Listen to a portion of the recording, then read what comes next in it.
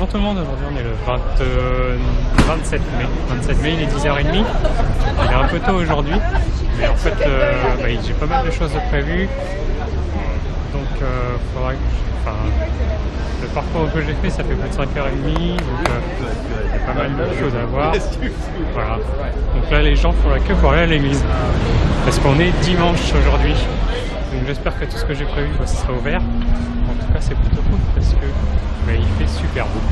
Voilà, comme vous pouvez le voir juste là, il fait vraiment très très beau. Plutôt sympa. Et du coup la première chose que je voulais voir, c'était d'aller tout à l'ouest de San Francisco. Il y a un grand parc. Je sais plus comment il s'appelle, je vous dirai ça tout à l'heure quand j'aurai regardé. Voilà, donc là on va aller là-bas et puis se balader dans les environs. Donc je crois que j'en ai encore pour une petite heure de marche pour aller jusque là-bas. Voilà, ici il peigne un peu partout sur les murs. Il y en a un autre là-bas. Donc c'est pas des tags, c'est plutôt sympa ce qu'ils font en plus. Ça change de nos tags à nous. Voilà, on continue la petite balade. Alors, du coup là je traverse un parc, mais c'est pas encore celui-là. Il est déjà grand celui-là. Et l'autre il est encore plus grand. Et donc on peut faire des cours de tai chi aussi ici. Donc un dimanche midi, là il est 11h20. Voilà. Et ici il y a plein de familles ou des gens qui viennent promener leurs chiens, qui viennent jouer au basket là-bas. Franchement c'est assez paisible comme quartier, c'est plutôt sympa. Ça y est, là on se trouve dans le grand parc que je vous parlais, donc c'est le Golden Gate Park, qui est vraiment immense, qui ressemble un petit peu à Central Park avec des routes, etc. Et beaucoup de gens qui font du vélo, qui font du running, enfin de la course à pied, des gens qui se baladent, voilà. Et donc nous on va faire ça aussi. On va regarder un petit peu ce qui est dans les alentours. Bon, et ici il y a de sacrés oiseaux, un corbeau là, et là on a un écureuil et puis un autre qui vient de partir. Hop, voilà, ils sont tous les deux partis. Là, ils sont voilà, ils sont ici. Il y en a un là, et puis un là. Ils s'accrochent à l'arbre, tranquillement. Et donc ceux-là, ils sont un peu plus peureux qu'à New York. Quoique. On va continuer. Voilà, donc là, je me retrouve en fait devant ce bâtiment-là, qui est le Conservatory of Flowers. Donc le conservatoire de fleurs, voilà. Et donc là on a une carte, et donc nous on est juste là, et voilà, il est très grand ce parc. Franchement il est très grand. Et donc on est là avec le conservatoire de fleurs. Après ce qui est intéressant, là il y a le jardin botanique, ça faisait longtemps que j'en avais pas fait. Et après j'avais vu aussi le Japanese Tea Garden, donc on va aller faire un petit tour. Là il y a un parc pour faire du baseball,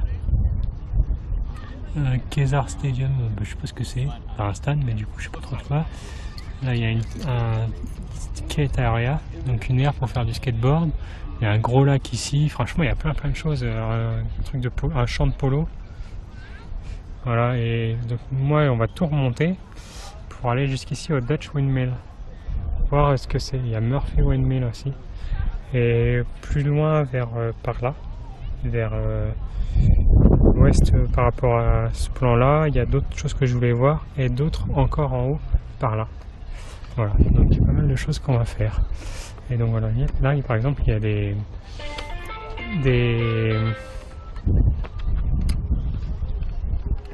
trucs comme ça, je sais plus comment ça s'appelle en français. Une trottinette électrique, donc on peut prendre avec notre smartphone, on paye un abonnement, etc. Et du coup on peut les emprunter.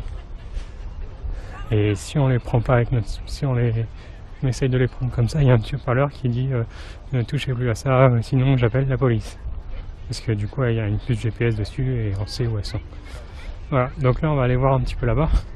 Et donc c'est très familial comme parc, enfin il y a plein de choses à faire, franchement c'est très sympa. Surtout un dimanche comme ça avec plein de monde. Bon eux ils ont prévu, je crois qu'ils se sont bien organisés eux. Ça doit être un anniversaire ou un truc comme ça.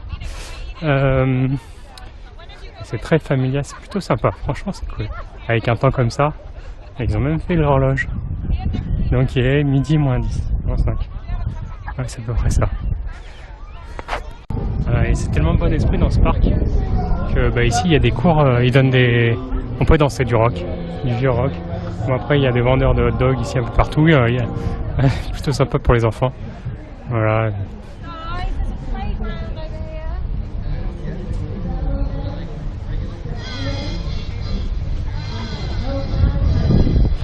Donc on continue la petite visite de ce Golden Gate Park. Bon, du coup j'étais devant le jardin japonais, mais l'entrée est payante. Bon, c'était pas très cher, par contre il y avait une queue, j'ai jamais eu autant de queue. Donc j'ai renoncé, parce que j'ai pas mal de choses à faire. Le jardin botanique, qui lui aussi est payant, juste là. Donc toutes les attractions ici sont payantes, j'ai l'impression. À part balader dans le parc. Voilà, donc là je vais continuer un petit peu. Et en fait, là je vais sortir du parc pour aller voir mon prochain truc qui était les Hidden Garden Steps. Donc on va voir ce que c'est. C'est une vingtaine de minutes d'ici, je crois. Voilà. Donc ce sera la surprise. Ça y est, là je suis arrivé donc au Hidden Garden Steps. Donc voilà quoi ça ressemble. On a un petit peu de temps après. On dit qu'on est bien arrivé. Et voilà. Du coup ça fait un petit dessin. Sur toutes les marches. Oui, il y en a quand même pas mal. Donc ça fait 3 dessins différents, non 4, parce qu'il y a 4 séries de marches. Donc on va aller tout en haut et puis après on va aller regarder d'autres marches. Donc en fait ici il n'y a pas de jardin, c'est juste que c'est le jardin qui est dessiné sur les marches. Voilà, avec plein de fleurs, des abeilles, des branches, etc. Le rendier est plutôt sympa. Alors ça continue encore en haut. Vous voyez, donc là on arrive en haut. Donc voilà ce qu'on peut voir. Bon ici ils adorent les fleurs artichauts. Alors, je sais pas ce que c'est. Mais il y en a un paquet ici. Toute la montée il y en avait un paquet comme ça. Je sais pas ce que c'est exactement. Voilà.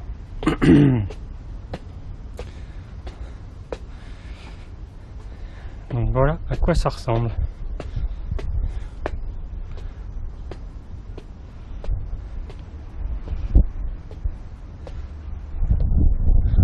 Avec une grosse mouche à la fin. Donc là on est arrivé aux marches de la 19e avenue, donc ça ressemble à ça. Bon, c'est un peu le même principe, mais là il y a énormément de monde, donc ça va être compliqué de faire des photos tout seul. Là, il y a beaucoup plus de monde qu'aux marches précédentes. Et en fait d'en haut, on pourra avoir une super vue, je pense, de la baie de San Francisco. Donc on va monter tout en haut.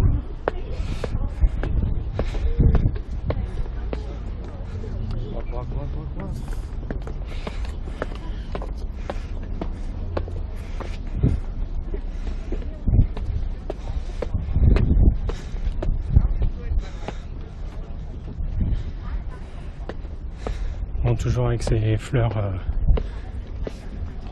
bizarres.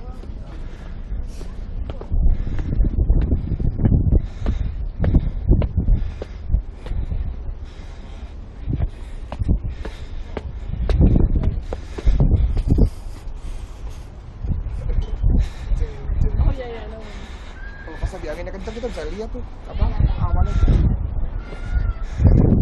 Alors là tout seul.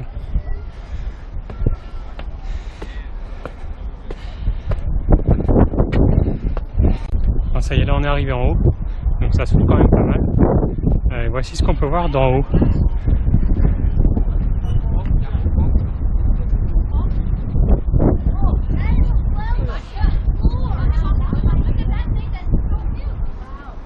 Et là c'est vraiment bizarre là-bas, parce que du coup on dirait, voilà, forcément là on a le parc, des habitations derrière, et en fait on dirait que la montagne au fond là-bas, et ben, elle est suspendue dans les nuages. C'est vraiment bizarre.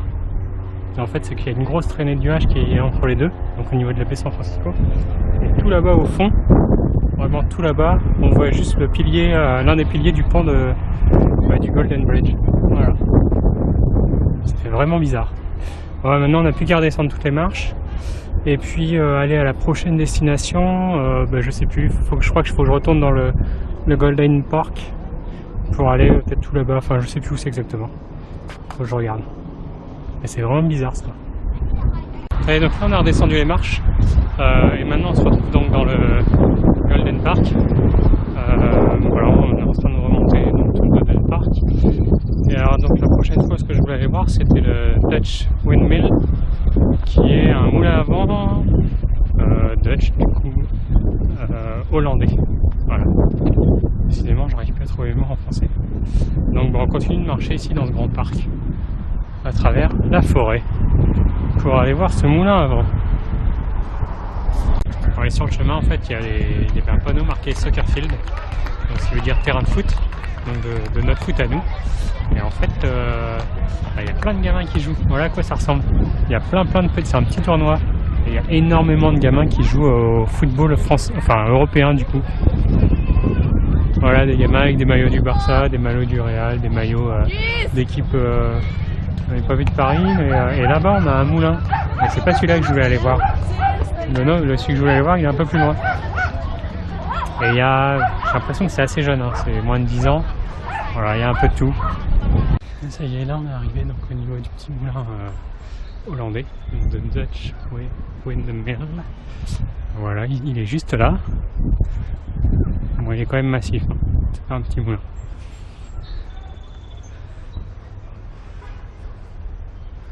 Voilà à quoi il ressemble. Avec un petit jardin tout autour rempli de petites fleurs. C'est trop mignon.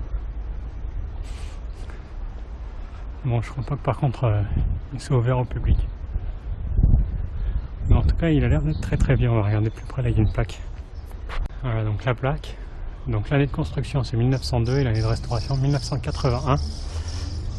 Et ça a été rendu possible grâce à Mademoiselle Eleanor Rossi Crabtree avec ses fonds personnels.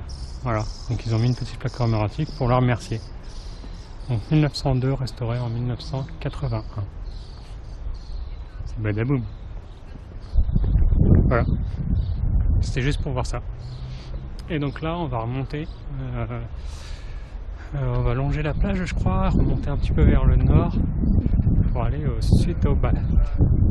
Donc les bains de Suto, je crois que c'est ça. Voilà, on va regarder.